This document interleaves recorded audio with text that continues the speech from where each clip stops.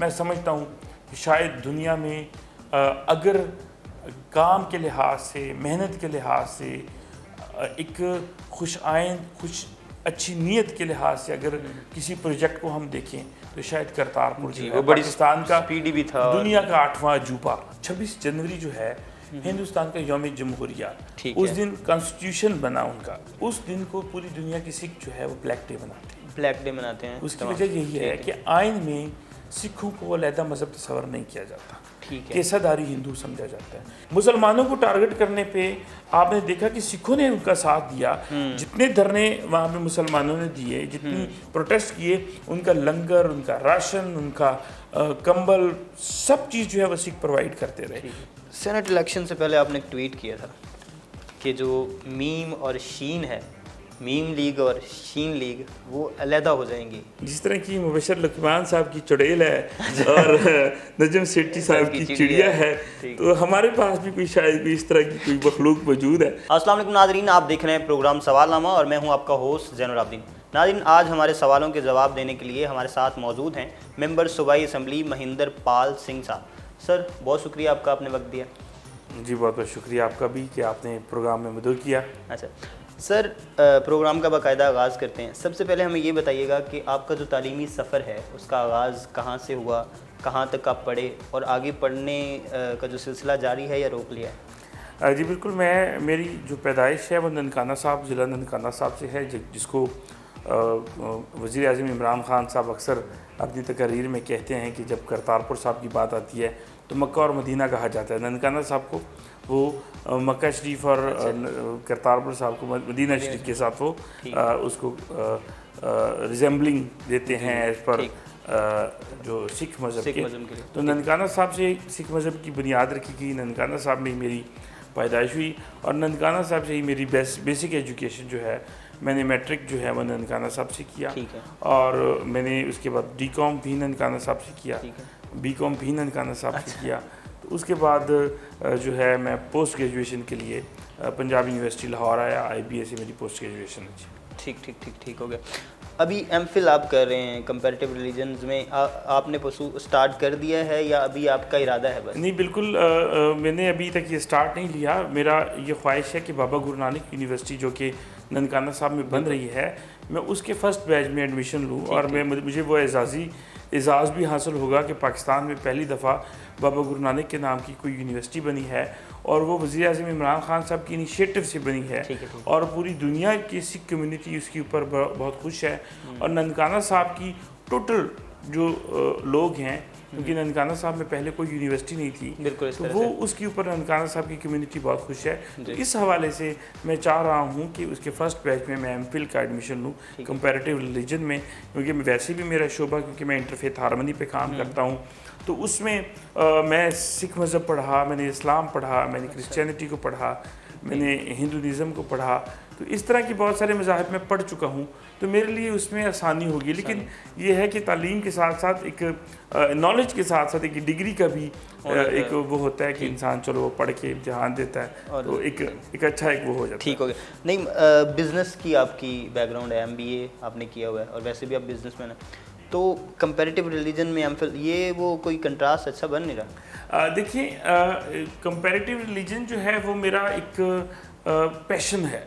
कि तमाम मज़ाहब को पढ़ के उनकी जो पॉजिटिविटीज़ हैं, जो सिमिलैरिटीज़ हैं, वो अवाम के सामने लाई जाएं, ताकि लोगों के दरमियान जो दिलों में जो थोड़ी बहुत नफ़रत है वो ख़त्म की जाए। ठीक है, तो उसकी कोशिश है। बिजनेसमैन ऑब्वियसली कि नॉर्मली आप देख रहे हैं कि सिखों का ज़्यादातर वो बिज़नेस को प्रेफर करते हैं और आप देखेंगे कि पाकिस्तान में जितनी भी सिख कम्युनिटी है उसमें मोर देन 90% वो बिज़नेस को प्रेफर करते हैं, बजाय हम जॉब करने के कि किसी जॉब में जाएं। मुझे भी बड़ी अच्छी जॉब की ऑफ़र हुई जब मैंने पोस्ट ग्रेजुएशन मैंने MBA कंप्लीट किया। मुझे एक मल्टीनेशनल कंपनी की मैं असिस्टेंट सेल्स मैनेजर जो है उसकी रीजनल असिस्टेंट सेल्स मैनेजर की मुझे जॉब मिली, लेकिन मैंने प्रेफर किया अपने बिज़नेस को और अपने बिज़नेस पे ही मैंने फोकस किया, तो उसी से मैं आगे चला। जी, ठीक हो गया।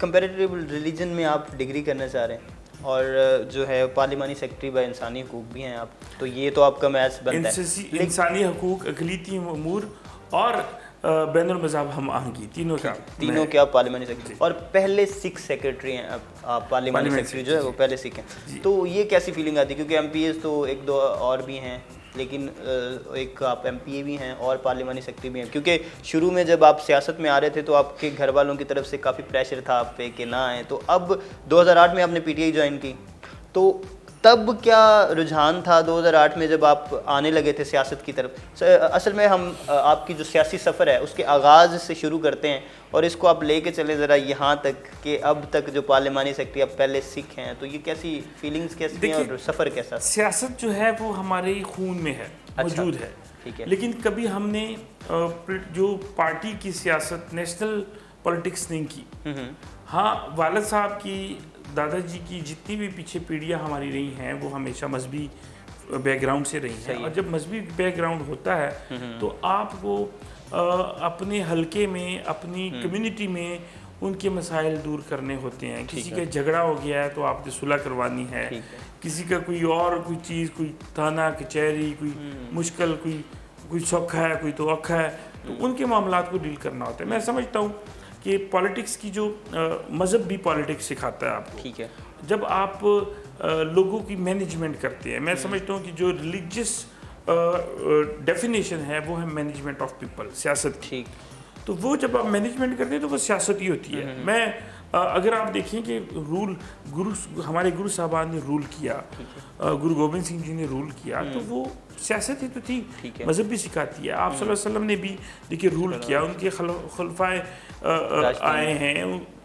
मुख्तलिफ तरीक़ों से, तो वो हमेशा लोग, जब आप लोगों की फलाह व बहबूद की बात करते हैं, जैसे इमरान खान साहब मदीना की रियासत की बात करते हैं, फलाही रियासत की, तो वो सियासत ही है। मैं समझता हूँ कि जो सियासत है वो आपको मज़हब सिखा रही होती है। तो जिस सियासत को हम जो मतलब मुनाफकत या कोई जो करप्शन या कोई इसको हमने सियासत का नाम दे दिया, तो सियासत का वो असल मकसद नहीं है। सियासत का मकसद है कि आप आवाम की, लोगों की फलाह बहबूद और उनकी मदद करें और उनकी बेहतरी के लिए कुछ अच्छे डिसीजन और विजनरी काम करें। तो आप क्योंकि 2008 में मैंने IBA में जब पढ़ता था, इंस्टीट्यूट ऑफ बिजनेस एडमिनिस्ट्रेशन जो है पंजाब यूनिवर्सिटी में, वहीं से मैंने ISF से आगाज़ लिया। ISF से मतलब मैं क्योंकि क्रिकेटर था तो इमरान खान साहब को पसंद करता था 92 के वर्ल्ड कप के बाद ही।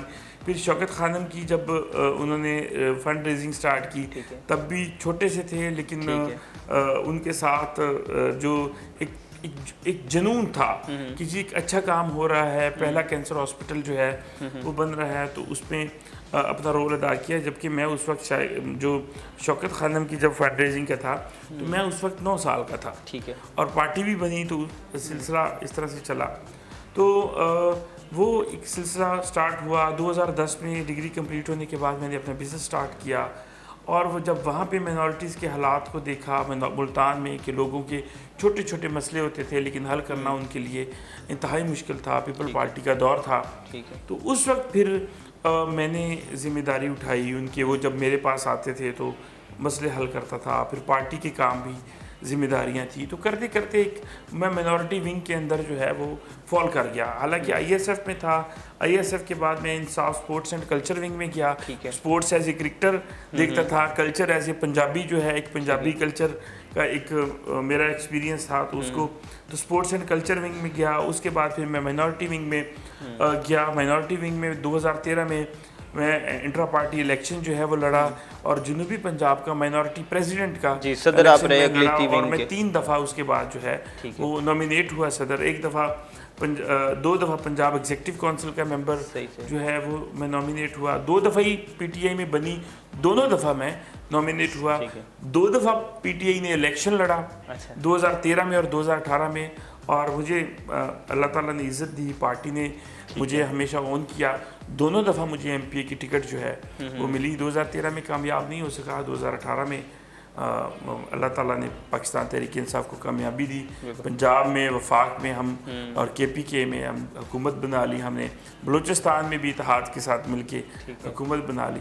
तो 2013 से 18 जो है आप सदर इक़लियती उमूर रहे साउथ पंजाब विंग के, तो ये कोई इलेक्शंस भी होते हैं, वो इलेक्शंस आपने पूरे पाकिस्तान में टॉप किया या पंजाब में टॉप जी किया? इंटर पार्टी इलेक्शन जो हुआ था तो रीजनल लेवल पे मैंने सबसे ज़्यादा वोट जो है रीजनल लेवल पे सबसे ज़्यादा वोट मैंने लिए थे। और उस वजह से उस वक्त तो प्रेसिडेंट नहीं थे, आरफ अलवी साहब जो है सिंध के प्रेसिडेंट बने थे, तो उन्होंने बाकायदा मेरी ट्वीट भी की थी अपने, मुझे याद है। तो अभी कभी मैं प्रेसिडेंट हाउस जब जाऊँ तो मैं उनको याद करा रहा होता हूँ कि प्रेसिडेंट, तो मुझे वो कहते हैं कि हाँ मैंने तुम्हारे लिए ट्वीट की थी। तो वो एक अच्छा एक एक्सपीरियंस था। मतलब बिल्कुल बंदा जुनून और जोश में होता है। और फिर 2014 में धरना जब स्टार्ट हुआ तो वो भी एक बड़ा एक्सपीरियंस मिला उससे हमें। खान साहब ने हमें बड़ा सिखाया। वो एक पार्टी के चेयरमैन के तौर पे, लेकिन सियासत जो है पाकिस्तान की सियासत को उन्होंने तब्दील किया और नौजवानों को लेके आए, यंग ब्लड को वो लेके आए।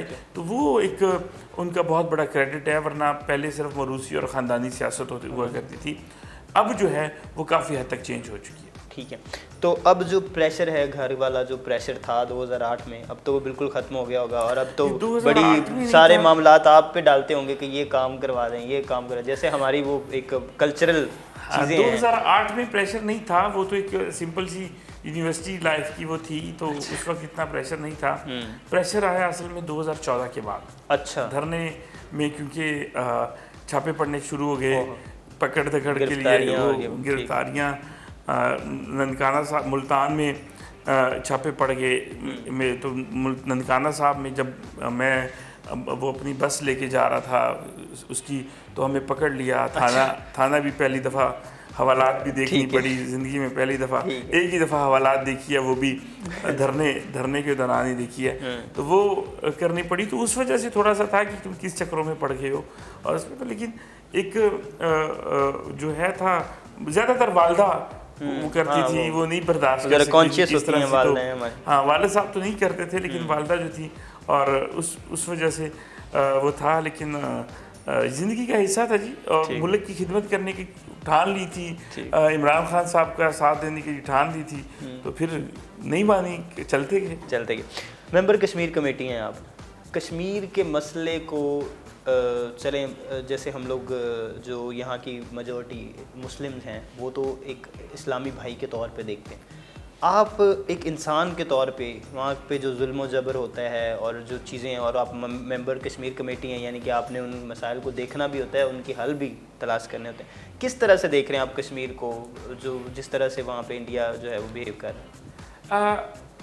ज़हन, सबसे पहले आप ये देखें कि मैं पार्लियामेंट्री सेक्रेटरी इंसानी हकूक़ का, तो कश्मीर में इंडिया उनको जानवर समझते हैं ना, हम तो इंसान के तौर पे इसको देखेंगे। ठीक।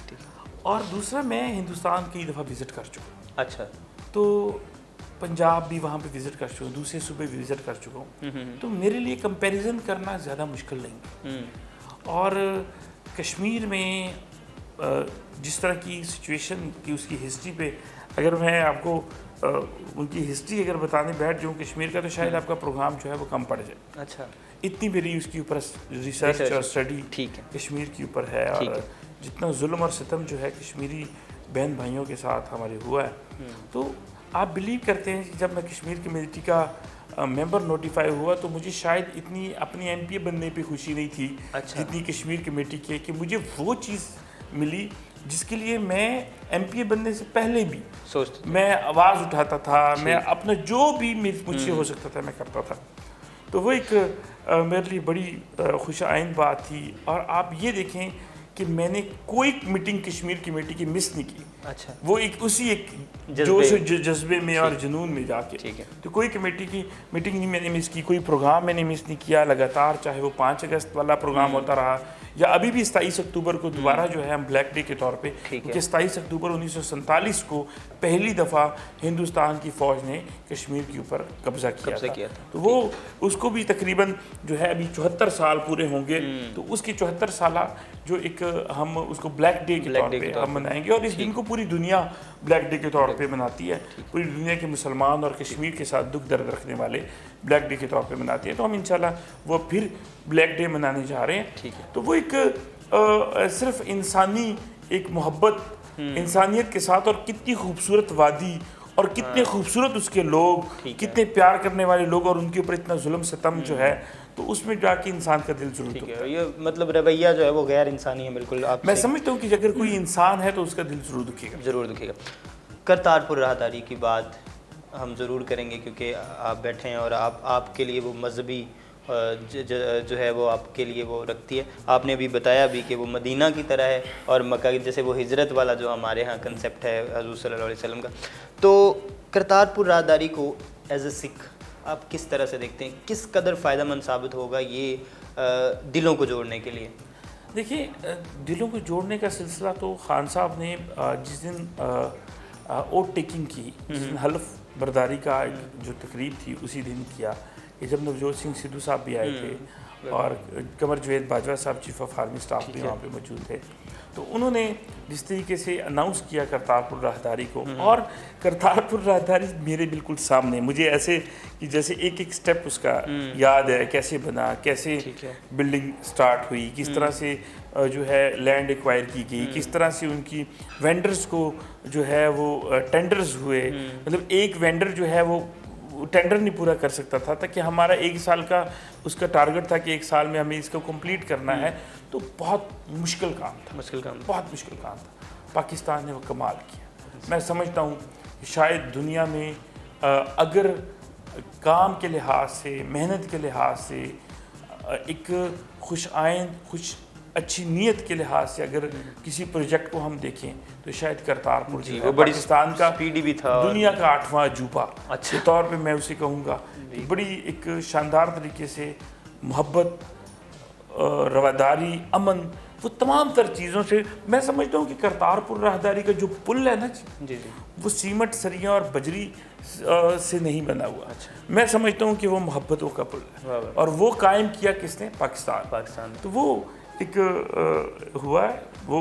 मैं इसके लिए बिल्कुल एक अक्सर कहता होता हूँ कि इसका क्रेडिट जो है मैं सिर्फ इमरान खान साहब को नहीं देता, मैं कमर जवेद बाजवा साहब को भी नहीं देता, मैं पूरी कौम को देता हूँ। बिल्कुल कि इनिशिएटिव इमरान खान साहब ने लिया, उनकी पार्टी उसके पीछे खड़ी, हुकूमत खड़ी हुई, लेकिन जो पाकिस्तानी अवाम ने मोहब्बत दी, जो पाकिस्तानी अवाम ने बाहर से आए सिखों को मोहब्बत दी, जो कबूल किया, वो मैं समझता हूँ कि इंतहाई खुश है। और उसके लिए मतलब मैं समझता हूँ कि जो सिख कौम है दुनिया भर की, एक एक पाकिस्तानी का शुक्रगुजार है। चल मेरा पुत फिल्म जो है वो, जो जैसे हम लोग कहते हैं ना, चढ़दा पंजाब और लैंदा पंजाब, ये मिल के बना रहे हैं, वो जो कोलैबोरेशन है उसका क्या किरदार देख रहे हैं आप, जो है वो पंजाबियों की ख़ास तौर पे मोहब्बत के हवाले से? देखिए, दुनिया में आप कहीं पे भी चले जाएं, अच्छा, आपकी जो पहचान है ना वो हमेशा कायम रहती है जी। और वो पहचान जो है, हम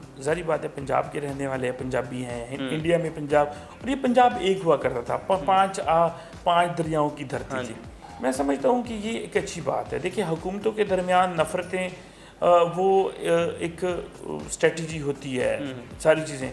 हिंदुस्तान के साथ पाकिस्तान की हमेशा से ही मतलब मुखालफत चलती आई है।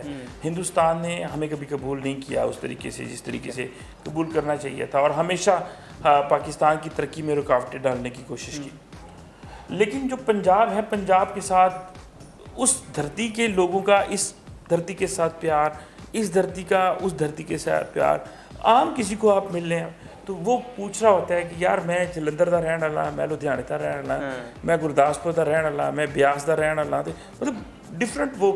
अब वहाँ चले जाएं तो वो आपको बता रहे होते हैं कि जी मैं मिंट गुबरी, जिसको आप साहिवाल कहते हैं, उत्थे का रहने वाला। कोई कहता है जी मैं साहिवाल का, सॉरी लैलपुर का रहने वाला, फलाने पिंड का। तो वो आपको, अब वहाँ जाएँ तो वो लोग इस पंजाब को याद करते हैं, इस पंजाब के लोग उस पंजाब के, तो वो एक डेफिनेट है कि एक अपनाइयत जो है वो ख़त्म नहीं हो सकती। और मैं समझता हूँ ये बढ़नी चाहिए, ये बढ़नी चाहिए। हमें एक दूसरे का ख्याल रखना चाहिए इस तरह से कि वहाँ के पंजाब के लोग यहाँ आए, यहाँ के पंजाब, तो ये बॉर्डर खुलना चाहिए बिज़नेस के लिए, ट्रेड के लिए। अब देखिए, बहुत सारी चीज़ें ऐसी हैं कि सब्जियां ऐसी होती हैं जो वहाँ उग रही होती हैं, हमारे पास वो बहुत महंगी हैं। अगर वो बॉर्डर क्रॉस आएंगी तो हमारे अवाम का फ़ायदा होगा, उनके किसानों का फ़ायदा होगा। कुछ चीज़ें यहाँ होती हैं कि यहाँ से हिंदुस्तान जाती हैं, नमक कोई देख ले, अगर वो अब लंबे रास्ते से ट्रैवल करके जाएगी तो उनको भी बहुत नहीं, मतलब मैं समझता हूँ कि दोनों मुल्कों का नुकसान है इसमें। तो ये ओपन ट्रेड होना चाहिए, ट्रेड के लिए खास तौर पे पंजाब का जो बॉर्डर है ये ज़रूर खुलना चाहिए। ज़रूर खुला।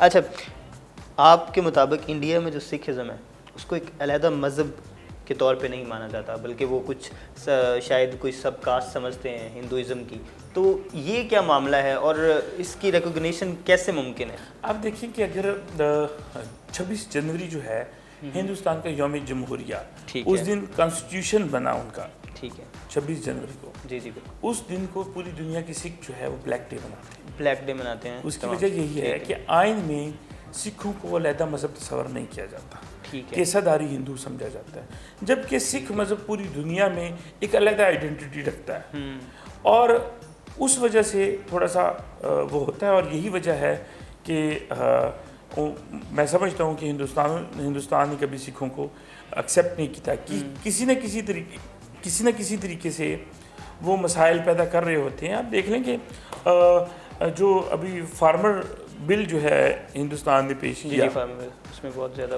और उसके ऊपर देखें कि तारीख का सबसे बड़ा धरना, हम समझते थे कि 126 दिन का धरना इमरान खान ने दिया, और वो ये देखिए तारीख का, और उन्होंने गर्मी काटी, हर मौसम, शदीद आंधियाँ, तूफान, हर चीज़ काटी, इस हद तक कि बहुत सारे लोग उसमें शहीद भी हो गए, लेकिन आज तक वो धरना कायम है। क्यों?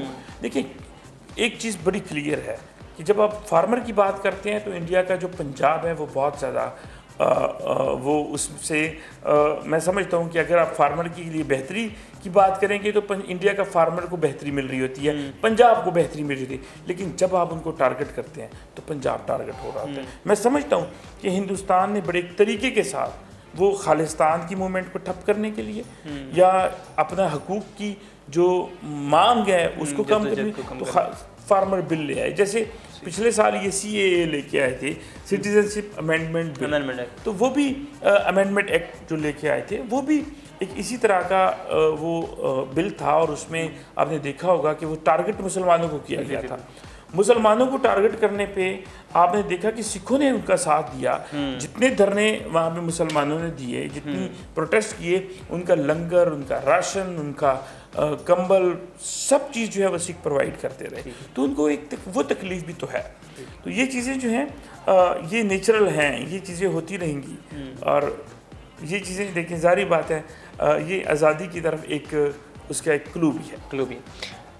सर, सिंगिंग से आपका काफ़ी लगाव रहा, रुझान रहा, छोटे होते आप जो हैं वो नेशनल सॉन्ग्स में आपने कोई अवार्ड भी हासिल किया 2001 में, तो नेशनल सॉन्ग्स ही गाते रहे हैं या कुछ और मजहबी जो आपके गुरुद्वारा साहब में भी आप जाते रहे, वहाँ पे भी आप बेसिकली तो मैं क्योंकि रिलीजियस फैमिली से था, तो वालिद साहब ने गुरुद्वारा में उसके लिए कीर्तन की जो है तालीम दिलवाई, तो कीर्तन हारमोनियम मैंने सीखा, तबला मुझे एक ब्लेसिंग है कि मैं बचपन से खुद ही बजाना शुरू किया, मैंने तबला बजाता था, हारमोनियम पे कीर्तन करता था। तो जब जारी बात है कीर्तन करता था, तबला बजाता था, तो जब स्कूल के कोई फंक्शन आते थे तो हमें कहा जाता था कि आप पार्टिसिपेट करें, क्योंकि आपकी एक उसमें रियाज है। तो उस वक्त मैंने ननकाना साहब की स्कूल की तरफ से अपने स्कूल की तरफ से हमारे लाहौर बोर्ड में एक कंपटीशन हुआ था। लाहौर बोर्ड से जितने भी जो थे स्कूल्स थे उनका आपस में कंपटीशन हुआ था, उसमें तलावत का, नात खानी का, और उसमें मिली नगमों का मुकाबला था, तकरीरी मुकाबले थे, तो सब हुए थे। तो मिली नगमों की तरफ से स्कूल की तरफ से, ननकाना साहब की तरफ से मैंने उसमें वो लिया था। हमारे 3-4 राउंड हुए थे फाइनल राउंड में, और फाइनल राउंड में मैंने उसमें पोजीशन ली थी। वो एक ननकाना साहब के लिए भी एजाज़ था, मेरे लिए भी जारी बात है एक एजाज़ की बात है कि जब एज ए स्टूडेंट आप एक छोटी सी ट्रॉफ़ी आपको किसी चीज़ में मिलती है तो बड़ी खुशी होती है। तो फिर एक वो बोर्ड लेवल पे, मतलब आप स्कूल में कोई पोजीशन हासिल करते हैं, एक स्कूल के अंदर मुकाबले होते हैं, तो आपके लिए बहुत बड़ी बात होती है। फिर आप बोर्ड में पूरे डिवीज़न में जब आप पोजीशन लेते हैं तो वही बात है, उसका बड़ा एक होता है, वो मेरे लिए बड़ी फ़ख्र की बात है। बचपन में मेरा मिली नगमा गाया जी भी पाकिस्तान। जी वो हम सुने बगैर तो नहीं आपको। मेरा इस वक्त तो गले का बहुत बुरा हाल है। वैसे भी मुझे साइनोसाइटिस हो गया उसके बाद। अच्छा। 2003-04 में तो फिर मैंने गाना छोड़ दिया। अच्छा। कीर्तन करना भी छोड़ दिया, गाना गाने भी छोड़ दिए। लेकिन इस वक्त तो गले की ऐसी पोजीशन है कि मैं बिल्कुल भी शायद ना गा पाऊँ। मतलब आप शायराना अंदाज में सुना दें जैसे पतली गली से निकलने की कोशिश कर रहा हूँ। लेकिन हालांकि मैं हूँ अब इतना पतली गली से निकल नहीं पा रहा, लेकिन मैं निकल जाऊंगा। चलें ठीक है, आप निकल जाए। अच्छा, सिख मैरिज एक्ट जो है उसमें आप कोई अमेंडमेंट ला रहे हैं, कुछ बेहतरी करने की कोशिश कर रहे हैं, और छोटी उम्र की जो शादियां हैं हमारे यहाँ उस पर कोई चेंजिंग लाना चाह रहे हैं, ये क्या मामला है? और आपने जो बिल्स वगैरह पेश किए हैं वो सिख मैरिज एक्ट जो है, देखिए पाकिस्तान उसका पहला मुल्क है जिसने ये मैरिज एक्ट जो है वो पास किया। ठीक है। लेकिन नून लीग ने हुकूमत में ये जल्दी में इस तरह से पास कर दिया कि उसमें कोई 17-18 गलतियाँ थी, ऐसी गलतियाँ थी जो कि काबिल कबूल नहीं थी। ठीक है। तो हम उसके रूल पास करने के लिए हमने एक मीटिंग बिठाई। तो बिल को जब पढ़ा, रीड किया, तो उसमें बहुत सारी ऐसी गलतियाँ थी जो कि काबिल कबूल नहीं थी। ठीक है। तो हमने उसको अमेंड किया। ठीक है। अमेंड किया, उसके रूल्स उसके मुताबिक बनाए, और अब वो लेजिस्लेटिव कमेटी के पास है इंशाल्लाह। मतलब उसके सारा प्रोसेस ऑलमोस्ट हो चुका है। अब उसको कैबिनेट ने पास करके उसको असम्बली में लेके आना है, और हम इसको की अमेंडमेंट करेंगे। वो एक मैं समझता हूँ कि करतारपुर साहिब की तरह का एक तोहफा होगा पूरी दुनिया के लिए, सिखों की तरफ, पाकिस्तान की तरफ से सिखों के लिए। तो मैं समझता हूँ कि वो एक अच्छा वो है, और जल्द ही इंशाल्लाह उसको फाइनल करें। सेनेट इलेक्शन से पहले आपने एक ट्वीट किया था कि जो मीम और शीन है, मीम लीग और शीन लीग, वो अलहदा हो जाएंगी इस इलेक्शन में, और वो वैसा हुआ, वाज़े हो जाएंगी अलग-अलग। तो ये आपको कहाँ से प्रेडिक्शन मिली, ये तो बताएं। देखिए मेरी उसके अलावा बहुत सारी ट्वीट हैं जो प्रूव हुई उसके साथ। एक देखिए सियासी लोग हैं तो एक प्रेडिक्शन जो है वो कर लेते हैं।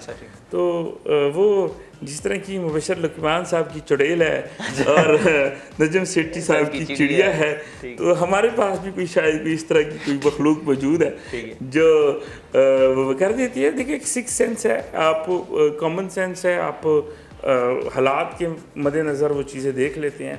तो वो ट्वीट जो है वो बिल्कुल एग्जैक्ट जो है वो साबित हुई थी।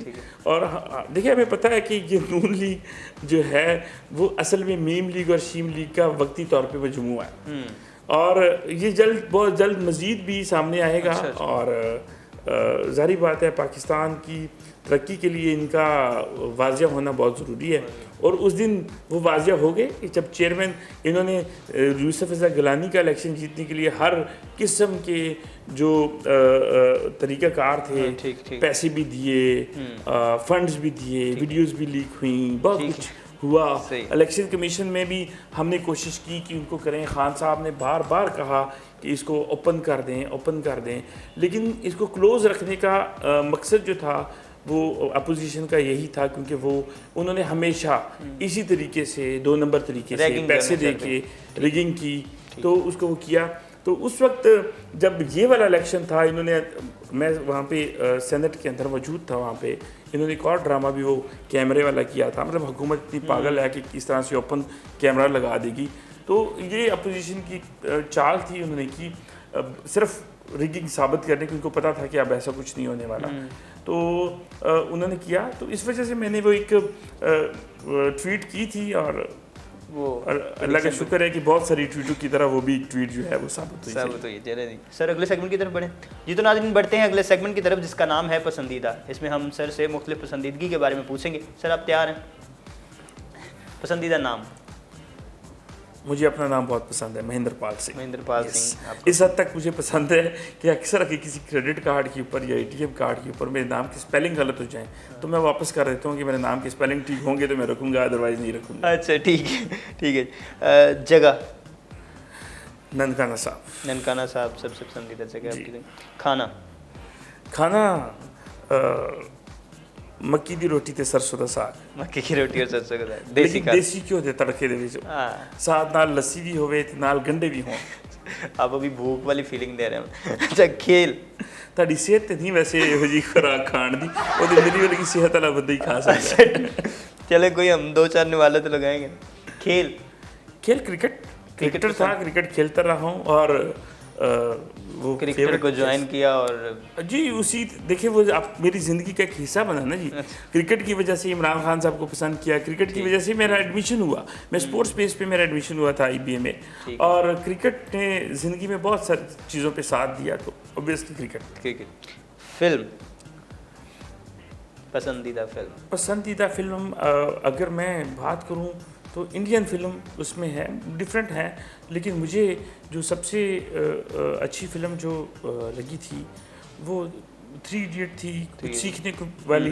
अगर आप देखें तो एक चक दे इंडिया थी कि वो आपको ऑर्गेनाइजेशनल एक जो बिहेवियर है वो सिखाती है। फिर इस तरह से एक मूवी थी रॉकेट सिंह जो कि सेल्समैन की और बिजनेस की वो सिखाती है। तो इस तरह की मूवीज़ मैंने शौक से कुछ सीखने।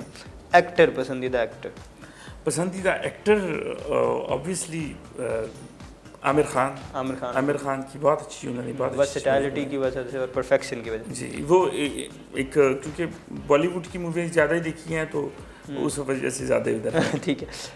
मशगला, बैठ जाएं तो गप्पे लगाना शुरू कर दें तो जो मर्जी टॉपिक शुरू कर दें और उसके ऊपर बात करना। जनरल नॉलेज का एक काफ़ी उस पर है, तो इसलिए दोस्तों के साथ बैठ के गपशप करना, खाना पीना, तो दोस्तों के साथ सिटिंग जो है वो। किताब, हाँ किताब ऑब्वियसली गुरु ग्रंथ साहब मेरी मजहबी किताब है, तो उसका हमेशा मुझे बहुत कुछ सीखने को मिला और ज़िंदगी का जीने का तरीक़ाकार जो है वहाँ से सीखा। तो ऑब्वियसली बिल्कुल। सियासतदान इमरान खान साहब, बस इमरान खान साहब। प्रोफेशन, मौजूदा के अलावा अगर आप कोई प्रोफेशन है? देखिए प्रोफेशन जो है वो इंसान जो कर रहा होता है ना उससे बेहतर कुछ नहीं होता। और मैं समझता हूँ कि ये मेरा सियासत और बिज़नेस जो है ये मेरे पसंदीदा प्रोफेशंस हैं दोनों, क्योंकि मैं इसको जब करता हूँ तो वो पूरी खुशी के साथ इंजॉय करता हूँ उसको। मतलब ये नहीं है कि मैं मजबूरी से नहीं कर रहा, तो इंजॉय कर रहा होता हूँ। तो मुझे मतलब वाले साहब ने एक दफ़ा कहा कि तुम ये वाला इतनी दूर घर से बहुत दूर हो मुल्तान में, ये कब बिज़नेस, और ये जो मेरा बिज़नेस है वो एक बंदे की बस की बात नहीं है।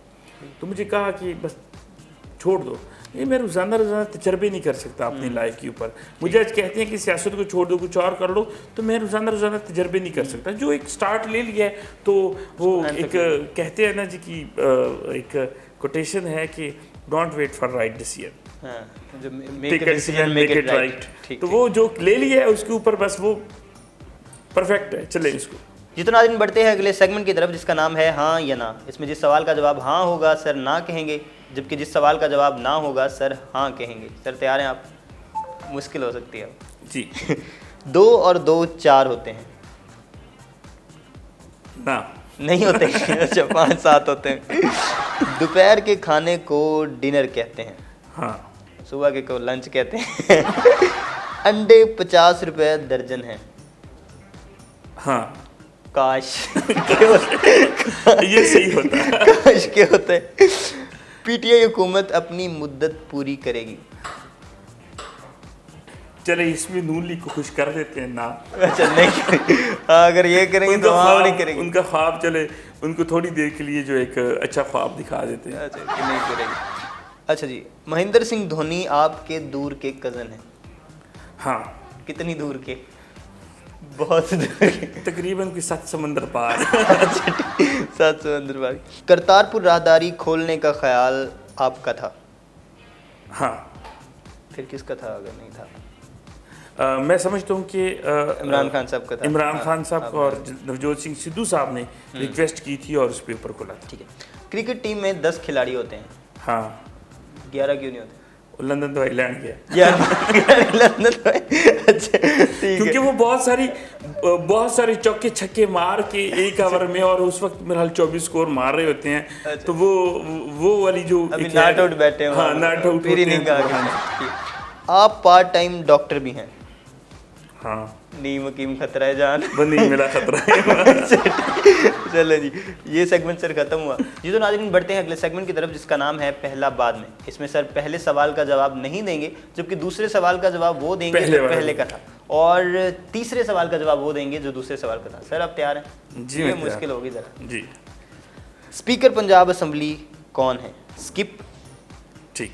पंजाब के वज़ीर आला कौन है? चौधरी परवेज़ इलाही। चौधरी परवेज़ इलाही साहब जो हैं वो वज़ीर आला की सीट पे बैठ गए, स्पीकर की सीट से। पीटीआई में सबसे अच्छी अंग्रेजी कौन बोलता है? सीएम पंजाब उस्मान बुज़दार साहब। इसलिए वो कम बोलते हैं कि अंग्रेजी गलत ना हो। ठीक है जी। नैब के चेयरमैन कौन है? वज़ीर आज़म इमरान खान साहब ने नैब के मामलात में दखल अंदाजी शुरू कर दी। चलिए, वज़ीर इत्तलात कौन है पाकिस्तान के? जस्टिस जावेद इकबाल। जावेद इकबाल साहब जो हैं वो हुकूमती वज़ीर इत्तलात हो गए हैं, उन्होंने नैब के काम छोड़ दिया। जमीयत उलमा इस्लाम फे के सदर कौन है? फवाद चौधरी। फवाद चौधरी साहब ने फजलुर रहमान साहब को रिप्लेस कर दिया। आपने करवा दिया अपने सेगमेंट में, अब क्या कर सकते। अच्छा चले, अब उन्हें दाढ़ी वगैरह रखनी पड़ेगी और मामलात ज़रा उनके लिए संजीदा। अच्छा जी, अगले वज़ीर आज़म कौन है? चले ख्वाब में ही सही। मौलाना फजल रहमान साहब जो है, पीडीएम की सियासत जो है वो खुल के सामने आ रही। लंदन फ्लैट्स किस पाकिस्तानी सियासतदान के हैं? वज़ीर आज़म इमरान खान साहब। हाँ, वो बाद में फिर जब आप तहकीकात करवाएंगे, पंडोरा बॉक्स खुलेगा तो वो साथ वाले घर वाला निकलेगा। जो ज़मान पार्क वाला जो मामला पंडोरा बॉक्स में। दिल दिल पाकिस्तान किसने गाया? नवाज शरीफ ने। नवाज शरीफ साहब, अब तो वो जान बचा के तो उधर बैठे हैं दिल दिल का। चलो सर, बहुत शुक्रिया, प्रोग्राम का इख्तिताम हुआ। बहुत शुक्रिया आपका, आप स्पेशली तशरीफ़ लाए, इतने दूर से आपने टाइम निकाला। ये तो नाज़रीन हमारे साथ मौजूद थे जनाब महिंदर पाल सिंह साहब, जो कि पार्लिमानी सेक्रेटरी हैं और मेंबर सूबाई असम्बली हैं पंजाब से। तो उन्होंने आज सवालों के जवाब दिए। अगले प्रोग्राम में एक नए गेस्ट के साथ, एक नए सवालनामे के साथ आपकी खिदमत में हाजिर होंगे। तब तक के लिए दीजिए इजाज़त। अल्लाह हमें नासिर।